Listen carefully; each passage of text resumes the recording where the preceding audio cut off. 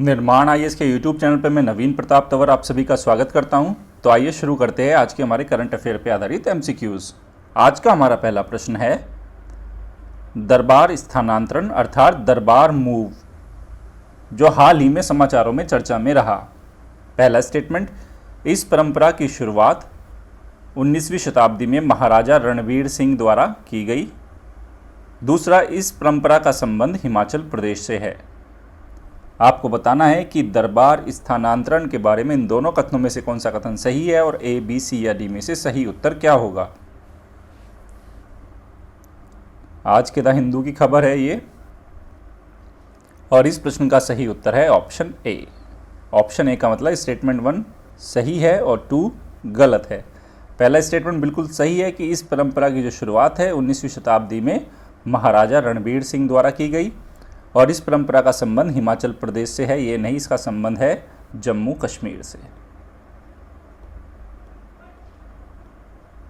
ठीक है, अब ये दरबार स्थानांतरण है क्या, बेसिकली मैं आपको बता देता हूँ। हाल ही में Jammu and Kashmir JNK high court ने, यहाँ की हाई कोर्ट ने केंद्र और यूटी प्रशासन से कहा है कि वो जो दरबार स्थानांतरण की परंपरा है, दरबार स्थानांतरण की जो परंपरा है, इस पे कोई फाइनल कॉल ले। बेसिकली दरबार स्थानांतरण से मतलब क्या है, जैसे कि जम्मू कश्मीर में 2 राजधानियाँ, शीतकालीन राजधानी और ग्रीष्मकालीन राजधानी।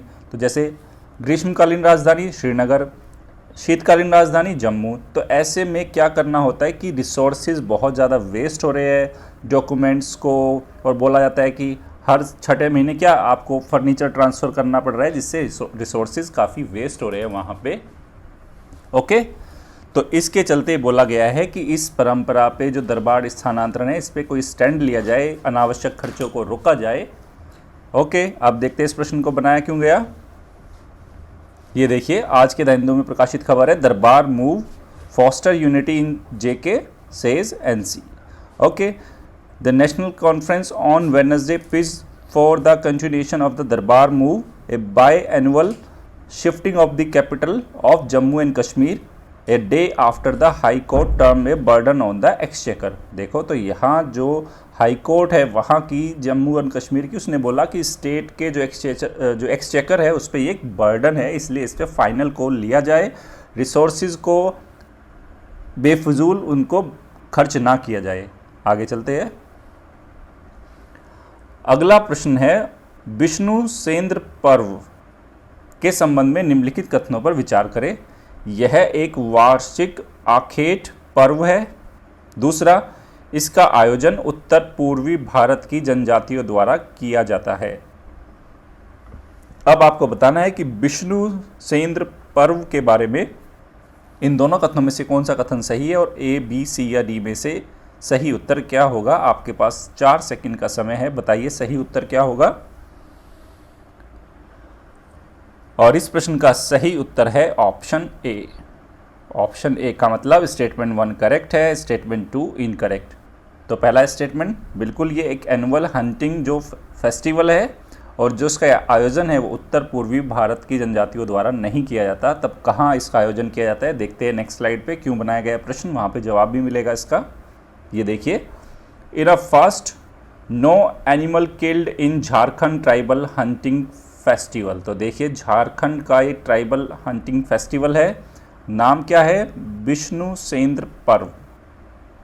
ठीक है, फॉर द फर्स्ट टाइम, ऐसा पहली बार हुआ है, in living memory not a single animal was killed in the state on Vishnu Sendra Parv. मतलब जो विष्णु सेंद्र पर्व है, पहली बार ऐसा हुआ है कि इस पे कोई भी एनिमल को नहीं मारा गया, क्योंकि ये एक तरह का क्या है, एनुअल हंटिंग फेस्टिवल है, जो किसके द्वारा, observe by the tribal of Jharkhand, Jharkhand की ट्राइबल द्वारा इनको मनाया जाता है। और जो नेबरिंग स्टेट्स है, आसपास के जो राज्य है जैसे उड़ीसा, वेस्ट बंगाल, वहाँ पर भी इसको मनाया जाता है।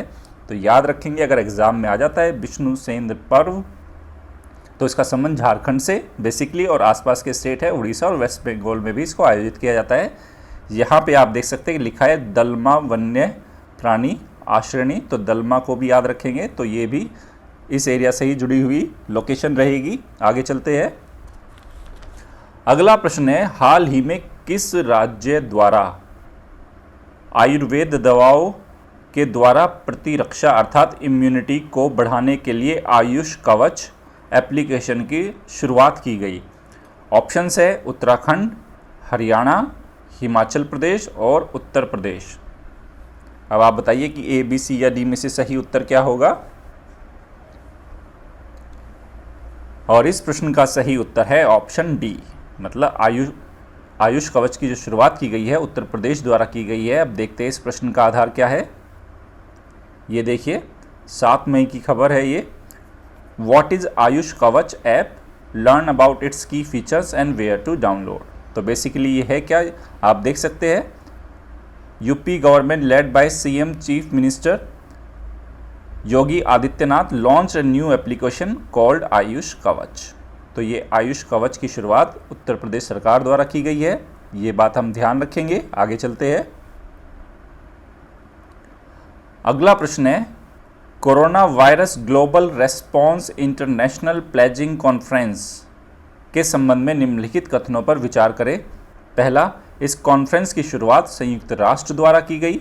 दूसरा, इस कॉन्फ्रेंस का मुख्य लक्ष्य है कोविड-19 के लिए अनुसंधान बढ़ाने और वैक्सीन के विकास के लिए फंड को उगाही करना अर्थात फंड रेज करना। तीसरा, संयुक्त राज्य अमेरिका और रूस ने इस कॉन्फ्रेंस में भाग नहीं लिया। अब आपको बताना है कि corona virus global response international pledging conference के बारे में इन तीनों कथनों में से कौन सा कथन सही होगा और ए, बी, सी या डी में से सही उत्तर क्या होगा। आपके पास 4 सेकंड का समय है और इस प्रश्न का सही उत्तर है ऑप्शन सी, मतलब दूसरा कथन सही है, तीसरा कथन सही है, पहला कथन जो गलत है। तो इसकी शुरुआत, इसका मतलब संयुक्त राष्ट्र द्वारा नहीं की गई, किसके द्वारा की गई? इसकी शुरुआत की गई है यूरोपियन यूनियन। यूरोपियन यूनियन द्वारा इसको शुरू किया गया, इसलिए पहला स्टेटमेंट गलत हुआ। दूसरा, इसका जो मुख्य लक्ष्य है जो कोविड-19 के लिए रिसर्च को बढ़ाना और वैक्सीन के डेवलपमेंट के लिए फंड रेज करना। फंड रेज करना किसके लिए? R&D फंड रेज करेंगे कोविड के खिलाफ, किसके लिए? R&D को बढ़ाने के लिए, और दूसरा वैक्सीन को डेवलप करने के लिए। अब देखते हैं इस प्रश्न को बनाया क्यों गया। ये देखिए आप देख सकते हैं 7 मई की खबर है। EU hosted online coronavirus global response international pledging conference। इसका पर्पज़ क्या है मैंने आपको बता दिया। R&D, कोविड-19 के खिलाफ R&D को बढ़ाना है, वैक्सीन के डेवलपमेंट के लिए फंड रेज करना है, ये बात ठीक है, इसके लिए महत्वपूर्ण रहेगी। The need to develop and deploy effective diagnostic treatment and vaccine against कोविड-19 पेंडेमिक वाज, ठीक है, स्ट्रेस्ड, इसमें इस बात पे जोर दिया गया। आगे चलते हैं। ये देखिए अगला प्रश्न क्या है। हाल ही में निम्नलिखित किसके द्वारा लॉस्ट एट होम रिपोर्ट जारी की गई है? ए, संयुक्त राष्ट्र सामाजिक आर्थिक परिषद, बी, यूनिसेफ, सी, विश्व आर्थिक मंच और डी, कोलंबिया विश्वविद्यालय। बताइए लॉस्ट एट होम रिपोर्ट किसके द्वारा जारी की गई? और इस प्रश्न का सही उत्तर है ऑप्शन बी, मतलब यूनिसेफ ने इसको जारी किया है। अब ये रिपोर्ट कहती क्या है? देखो इस रिपोर्ट के बारे में मैं आपको बता देता हूँ। इस रिपोर्ट के अनुसार वर्ष 2019 के एंड तक, मतलब 2019 के अंत होने तक कुल मिला के संघर्ष और हिंसा के कारण लगभग 46 मिलियन लोग क्या हुए? विस्थापित हुए। और इन 46 मिलियन लोगों में से प्रत्येक 10 में से, मतलब प्रत्येक 10 में से जो 4 थे विस्थापित होने वाले, 10 में से 4 जो बच्चे थे जो क्या हुए? विस्थापित हुए। किसके चलते? हिंसा और संघर्ष के चलते, ठीक है। तो कुल मिला के अगर बात 2019 की जाए तो रिपोर्ट के अनुसार लॉस्ट एट होम जो रिपोर्ट है उसने बोला कि 19 मिलियन बच्चे 2019 में 19 मिलियन बच्चे विस्थापित हुए। एक बहुत बड़ी संख्या है ये बात ध्यान रखेंगे। और सबसे बड़ी संख्या इसने बताया जो middle east and north Africa,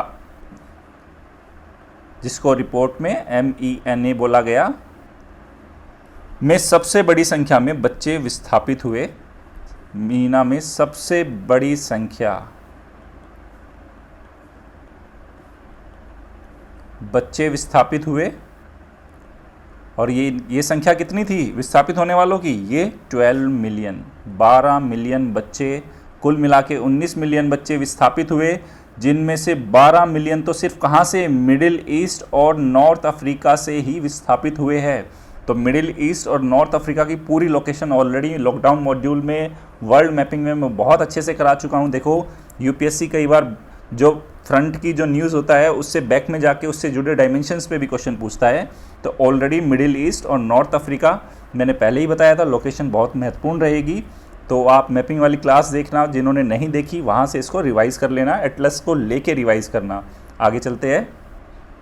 ये देखिए आप देख सकते हैं UNICEF for every child lost at home, ये रिपोर्ट है। तो इसमें the risk and challenges for internally displaced children and the urgent action needed to protect them, मतलब इसमें बताया है कि जो रिस्क है, जो जोखिम है, जो चैलेंजेस है, किसके लिए, जो आंतरिक रूप से विस्थापित जो हो रहे हैं बच्चे हैं, उनसे जुड़े हुए जोखिम क्या है, क्या क्या उससे संबंधित चुनौतियां हैं, और अर्जेंट एक्शंस क्या लेने होंगे हमें ताकि हम उनको प्रोटेक्ट कर सके। देखो ये एसए के पॉइंट ऑफ व्यू से भी महत्वपूर्ण ये क्या एक रिपोर्ट रहेगी। अगर चाइल्ड के ऊपर कोई भी कहीं भी किसी भी तरह का आपको कोट करने के लिए मिल जाए तो आप इस लॉस्ट एट होम रिपोर्ट को ज़रूर मेंशन कर सकते हो मेंस में। आगे चलते हैं।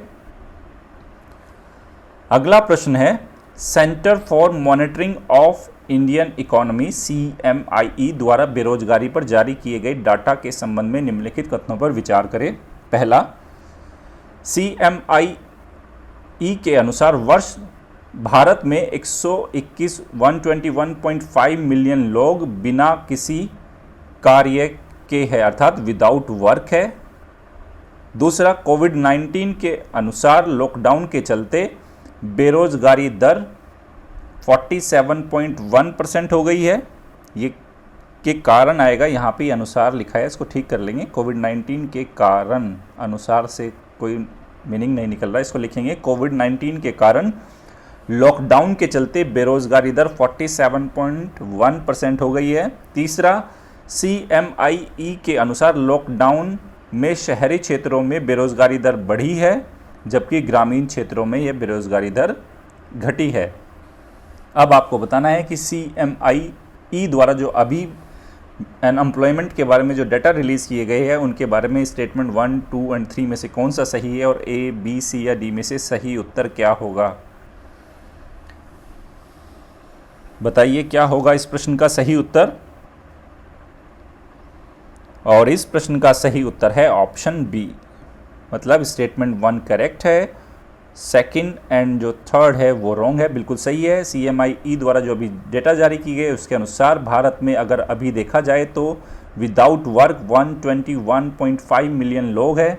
दूसरा, इसने बोला कि इसके कोविड-19 के कारण जो लॉकडाउन की सिचुएशन बनी है उससे बेरोजगारी दर 47.1% हो गई है। नहीं, अगर आपको याद हो 2 दिन पहले भी मैंने जब झारखंड के बारे में बताया था कि झारखंड का जो एवरेज है नेशनल एवरेज से जस्ट डबल हो चुका है, तो उस टाइम पे मैंने एक फिगर मेंशन की थी, अगर आपको याद हो, वो लगभग 27.1% के अराउंड थी या इसके आसपास रही होगी। तो वहाँ से भी एक लॉजिक निकल सकता था। तो सेकंड स्टेटमेंट गलत हुआ। तीसरा क्यों गलत हुआ, इसने बोला शहरी क्षेत्रों में बेरोजगारी, मतलब इसका कहने का मतलब है अर्बन अनएम्प्लॉयमेंट ये बढ़ा है और रूरल अनएम्प्लॉयमेंट ये घटा है। ये बिल्कुल गलत है। जो कोविड-19 के कारण जो लॉकडाउन हुआ है उससे अर्बन एंड रूरल दोनों ही क्षेत्रों में बेरोजगारी क्या हुई है, बढ़ी है। ये बात बताई है CMIE ने, और इसने साथ साथ ये भी बताया कि इवन ग्रामीण क्षेत्रों में तो लॉकडाउन के चलते रूरल एरिया में जो पहले बेरोजगारी दर कितनी थी 20.88% थी, वो अब लॉकडाउन में कितनी हो गई है, बढ़ के 26.16% हो गई है। ये centre for monitoring of Indian economy द्वारा जो अभी हाल ही में डाटा रिलीज़ किया है उसका ये एक बिल्कुल आंकड़े थे। अब देखते हैं प्रश्न को क्यों बनाया गया। ये देखिए, unemployment rate 100 to 27.11 amid covid pandemic CMIE। इसके अंदर जितना भी डेटा था, जो भी एनालिसिस हो सकता था, रूरल अर्बन, थोड़ा इसमें स्टेट वाइज डेटा है वो यहाँ पे दिया गया है। वो प्रीलिम्स के पॉइंट ऑफ व्यू से इतना इंपॉर्टेंट अभी नहीं है, क्योंकि अभी कोविड-19 क्या क्या सिचुएशन क्रिएट करेगा, इकोनॉमिक चैलेंजेस क्या क्या होंगे, वो आने वाले दिनों में बहुत अच्छे से वो निकल के आएंगे। आपको किसी को ज़्यादा R&D करनी है तो ये वाला यहाँ से पैराग्राफ पढ़ लेना, बाकी प्रीलिम्स के पॉइंट ऑफ व्यू से इतना इंपॉर्टेंट नहीं है। यहाँ ज़रूर दिखा देता हूँ, देखो झारखंड, अगर आपको याद हो मैंने दिखाया था 47.1% हो गई है यहाँ पे, जिसको रोकने के लिए उन्होंने 3 स्कीम लॉन्च की थी। अगर आपको याद हो, अगर याद है तो मुझे कमेंट सेक्शन में लिख के बता सकते हैं कि झारखंड सरकार द्वारा झारखंड के अंदर बेरोजगारी को रोकने के लिए कौन सी 3 नई योजनाएं शुरू की गई है। आप मुझे कमेंट सेक्शन में लिख के ज़रूर बता सकते हैं।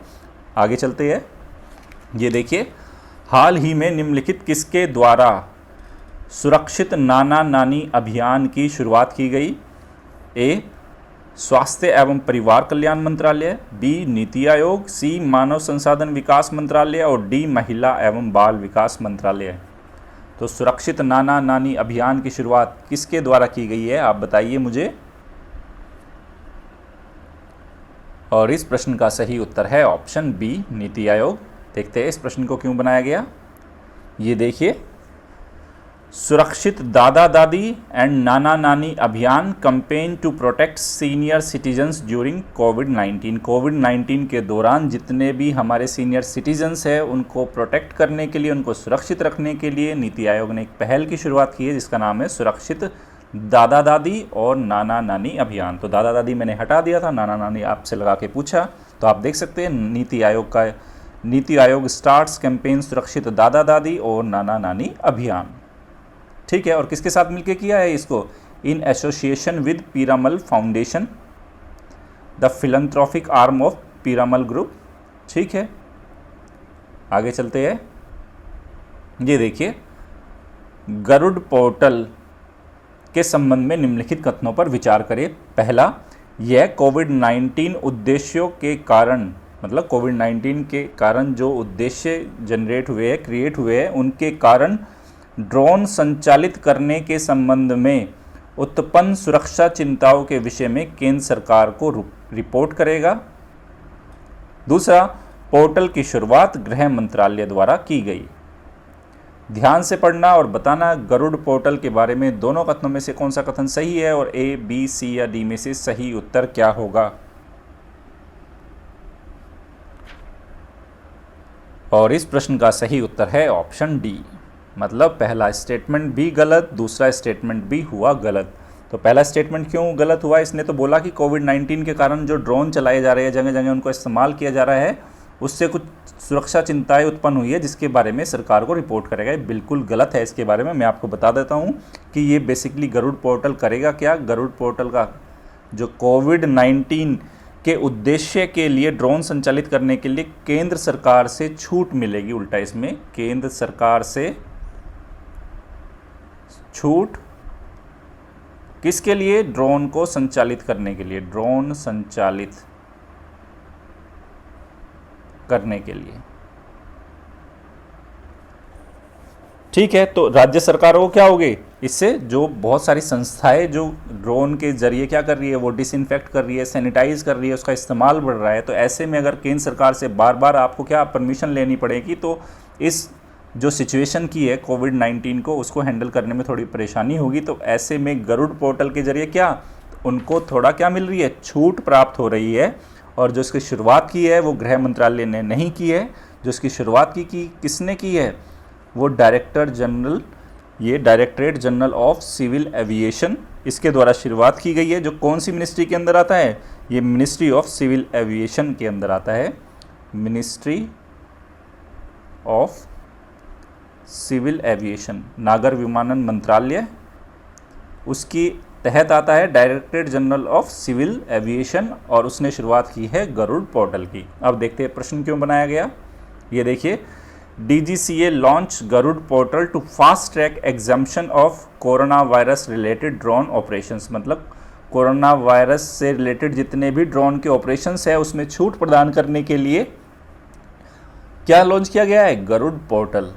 ठीक है, आगे चलते हैं। देखो बेसिकली क्या कर रहा है, जो ड्रोन के जरिए मैपिंग की जा रही है, लोगों को ट्रेस किया जा रहा है, देखा जा रहा है कहीं जो सोशल डिस्टेंसिंग का पालन किया जा रहा है, नहीं किया जा रहा है। इवन कई जगह इनसे क्या ड्रोन के जरिए ही स्क्रीनिंग की जा रही है, ड्रोन के जरिए डिसइंफेक्ट किया जा रहा है, सैनिटाइज किया जा रहा है। तो ऐसे में अगर बहुत सारी हर इन सब मामलों में केंद्र सरकार से परमिशन लेनी होगी तो ये कोविड-19 की फाइट्स थोड़ा डिले हो जाएगी। ऐसे में एग्जेम्प्ट किया गया है कि जिन ड्रोन का इस्तेमाल कोविड-19 से रिलेटेड ऑपरेशंस के लिए किया जा रहा है उनको एग्जेम्पशन दी जाएगी, और ये बात की गई है गरुड़ पोर्टल की।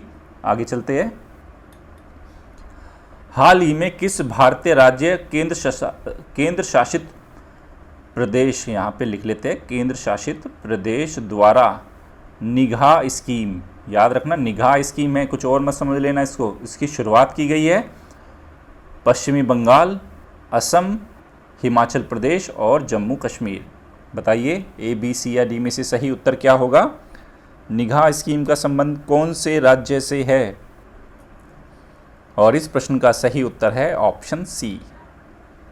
ऑप्शन सी, मतलब इसका जो संबंध हुआ वो हुआ हिमाचल प्रदेश से। अब देखते हैं ये प्रश्न बनाया क्यों गया। ठीक है, चलते हैं। ये देखिए निगाह स्कीम क्या बोल रही है। ये हिमाचल प्रदेश गवर्नमेंट ने लॉन्च की है, न्यू प्रोग्राम, नाम है निगाह। बेसिकली इसमें क्या किया जाएगा, इसका उद्देश्य है जो परिवारों को, फैमिली मेम्बर्स को एजुकेट करना। किन फैमिली मेम्बर्स को? जिनके फैमिली मेम्बर्स देश के अन्य भाग से वो वापस आए हैं। कहाँ पे? हिमाचल प्रदेश में। भाई सपोज करो हिमाचल प्रदेश की बहुत सारी फैमिलीज़ के लोग देश के अलग अलग हिस्सों में काम कर रहे थे, लेकिन कोविड-19 के कारण वापस अपने घरों की ओर लौट रहे हैं। तो ऐसे में उन फैमिली मेम्बर्स को एडुकेट करने के लिए निगाह प्रोग्राम की शुरुआत की गई है। और निगाह प्रोग्राम इज़ टू डिप्लॉय, इसमें आशा वर्कर्स है, आंगनवाड़ीज़ है और जो हेल्थ वर्कर्स है उनको नियुक्त किया जाएगा, ताकि वो क्या करेंगे, क्रिएट अवेयरनेस, जागरूकता को पैदा करेंगे, फैमिली मेम्बर्स को जागरूक करेंगे। किस लिए? कि वो सोशल डिस्टेंसिंग मेंटेन रखे होम क्वारंटाइन के दौरान। मतलब सपोज करो हिमाचल प्रदेश में किसी का घर है और देश के किसी अन्य भाग से वहाँ पे उनके फैमिली मेम्बर आए, तब उन फैमिली मेम्बर्स को ही आपको क्या करना है, अवेयर करना है कि बाहर से लोग आए हैं, उनको होम क्वारंटाइन करना है, सोशल डिस्टेंसिंग मेंटेन करनी है। ठीक है, अपनी इमोशंस पे कंट्रोल रखना है।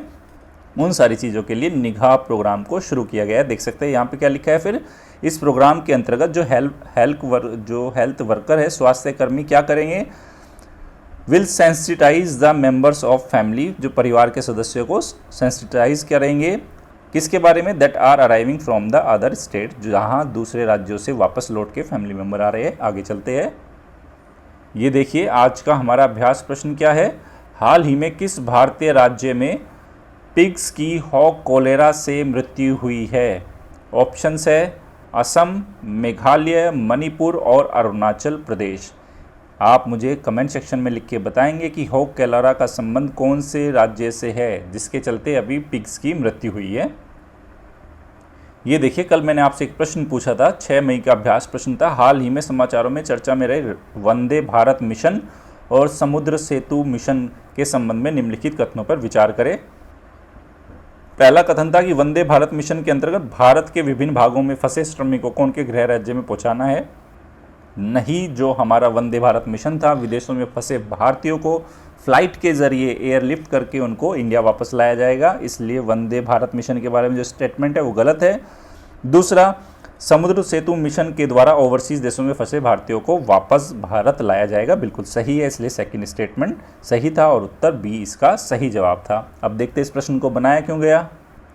ये देखिए द हिंदू में प्रकाशित खबर है ये कल के, ships on the way to Maldives and UAE, ताकि वहाँ पे जो फंसे हुए भारतीय हैं उनको वापस लाया जा सके। यहाँ पे समुद्र सेतु को आप देख सकते हैं। तो हमने समुद्र सेतु के जरिए इंडियन नेवी क्या करेगी, विदेशों में फंसे भारतीयों को वो क्या करेगी, समुद्र के मार्ग से वापस इंडिया में लाएंगे।